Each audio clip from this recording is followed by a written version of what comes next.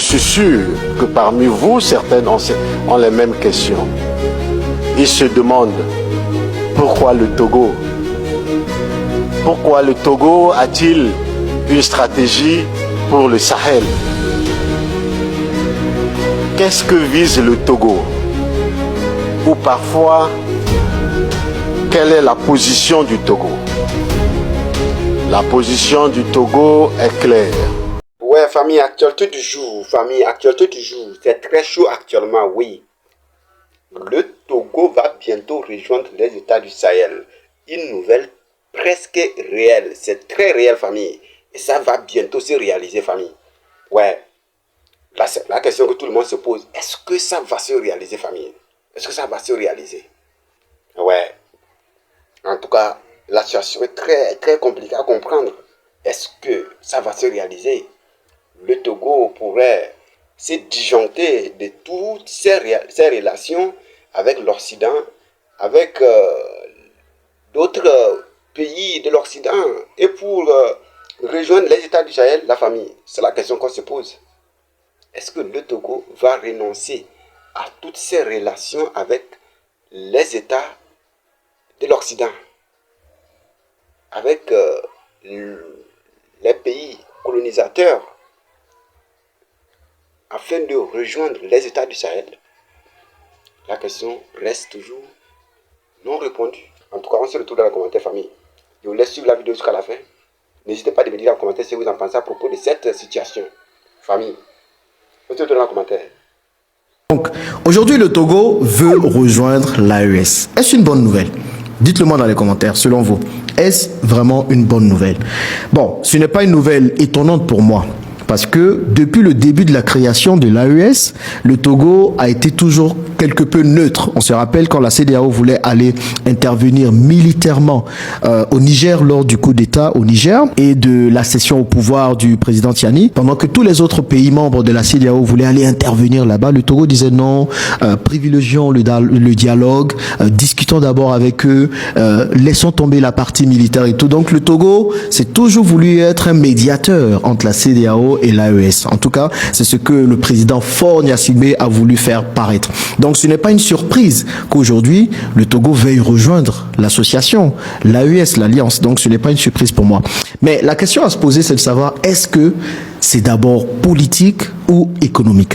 Pourquoi on se pose cette question? Parce que comprenez que les membres de l'AES, qui sont le Niger, le Burkina Faso et le Mali aujourd'hui, sont des pays enclavés. Un pays enclavé, c'est un pays qui n'a pas accès direct à la mer.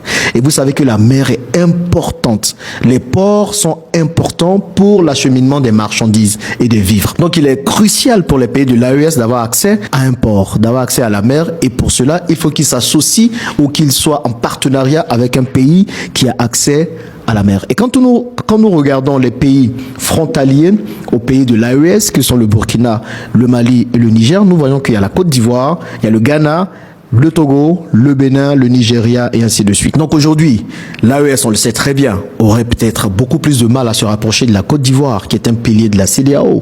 Donc ce n'est même pas envisageable aujourd'hui quand on voit les rapports de la Côte d'Ivoire et ses différents pays.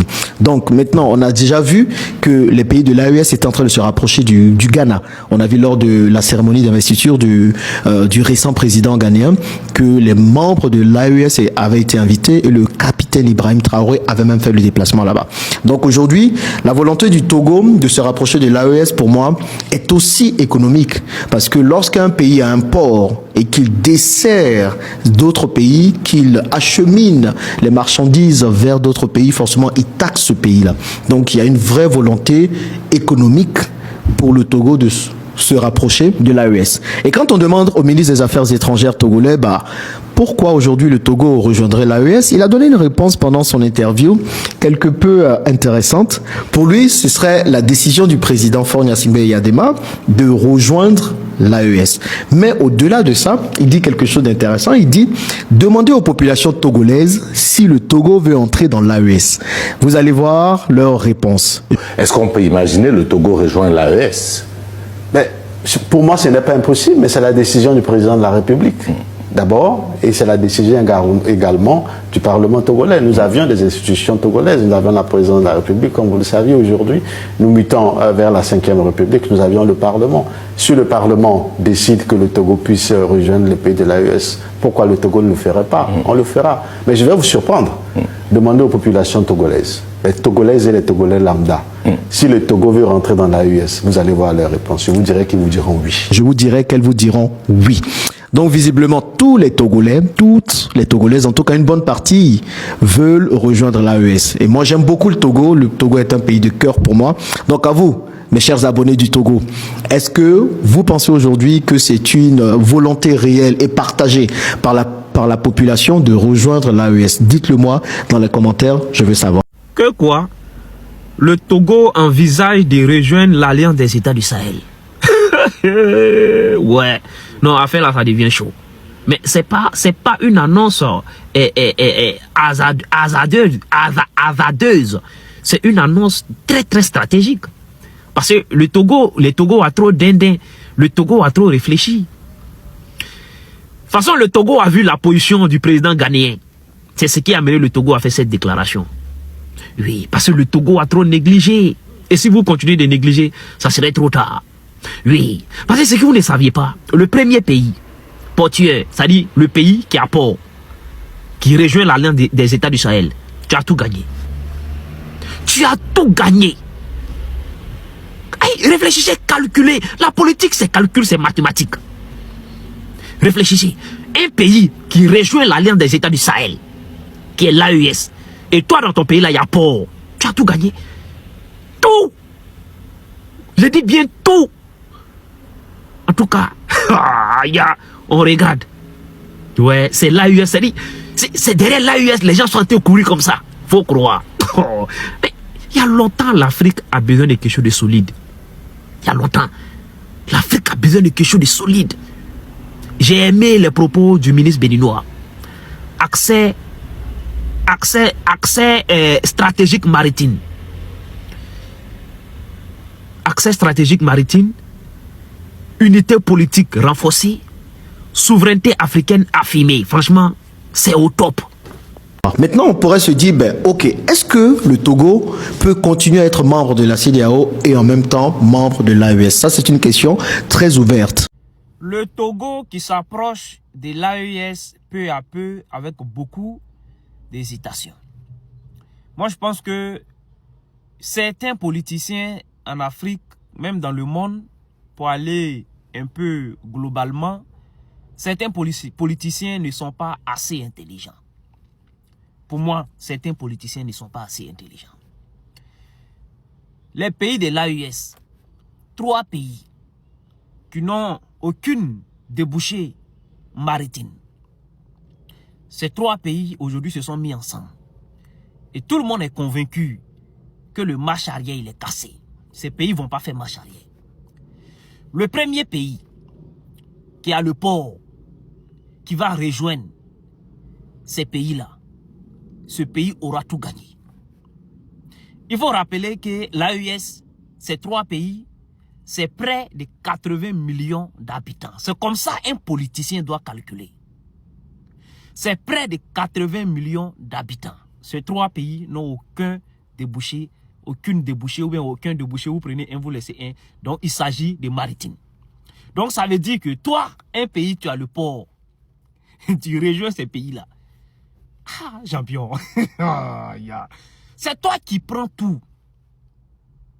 Tu prends tout. Parce que tous ces pays, les exportations, les importations, mais c'est chez toi. Parce que tu fais partie de leur organisation. Donc, ils ne peuvent pas aller ailleurs. S'ils vont aller... Vous savez pourquoi les pays de l'AES étaient, comme on appelle, forgés sur le port d'Abidjan? C'est le travail du feu bâtisseur Félix Houphouët-Boigny. C'est sa politique qui a fait ça. C'est sa politique qui a fait que les pays de l'AES étaient forgés sur le port d'Abidjan. C'est ça la politique, c'est la stratégie. Est-ce que les autres pays de la CEDEAO pourraient dire non au Togo de rejoindre l'AES? En réalité, le Togo est censé être un pays souverain. Donc le Togo peut appartenir à autant d'alliances qu'elle veut, tant que ça dessert ses intérêts. Le président Faure, là, Faure Yacine, de lui, son pouvoir, là, nous, on vous a toujours dit, et vous le savez, c'est pas moi qui vais dire. Son pouvoir, c'est un pouvoir france-africain. Et pour dire que non, je vais être un allié de l'AES ou bien je vais rejoindre l'AES, tu dois te comporter comme les dirigeants de l'AES. Le Togo veut rejoindre l'AES. Frères et sœurs, le Togo envisage de rejoindre l'Alliance des États du Sahel. Mais soyons clairs, tant que la dynastie Ngasimbe restera au pouvoir, c'est non. Pourquoi? Parce que cette dynastie fait partie de ceux qui ont trahi l'Afrique dès le départ, en laissant assassiner Sylvanus Olympio, le premier président du Togo, celui qui voulait libérer le pays du franc CFA et bâtir une Afrique souveraine. Comment un régime qui a servi l'impérialisme pendant plus de 50 ans peut-il aujourd'hui prétendre vouloir rejoindre une alliance qui prône l'indépendance et la fin du néocolonialisme? Un régime qui a toujours trahi l'Afrique. Reprenons les faits. En 1963, Sylvanus Olympio a été assassiné, alors qu'il voulait rompre avec la monnaie coloniale et bâtir une véritable autonomie économique pour l'Afrique. Qui était derrière cet assassinat? Les puissances impérialistes, bien sûr, mais aussi des traîtres locaux qui ont facilité le coup. Depuis ce jour, la famille Ngasimbe règne sans partage sur le Togo. Maintenant, le pays sous la coupe des intérêts étrangers, ce régime a toujours été un allié fidèle des puissances occidentales. Il n'a jamais remis en question le franc CFA, il n'a jamais expulsé les bases militaires étrangères, il réprime son propre peuple dès qu'il lève la voix, et maintenant il voudrait nous faire croire qu'ils veulent rejoindre une alliance qui prône la souveraineté totale de l'Afrique. C'est une blague. Le Togo cache-t-il un agenda dangereux pour l'AES? L'AES a été créée par des nations qui ont pris des décisions courageuses. Le Mali, le Burkina Faso et le Niger ont expulsé les forces impérialistes. Ils ont créé une armée commune pour se défendre et protéger leurs richesses. Ils lancent un passeport unique pour renforcer leur intégration. Mais le Togo, lui, n'a jamais pris aucune mesure contre l'impérialisme. Pourquoi ce revirement soudain?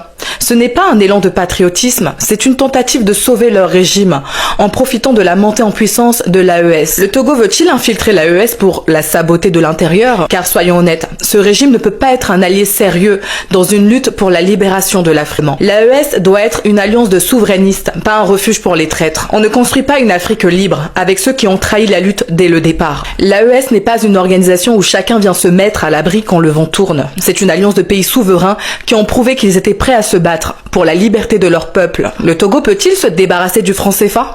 Le Togo peut-il expulser les bases militaires étrangères? Le Togo peut-il rompre avec ses liens coloniaux? Non. Tant que la dynastie Ngasimbe sera au pouvoir, c'est impossible.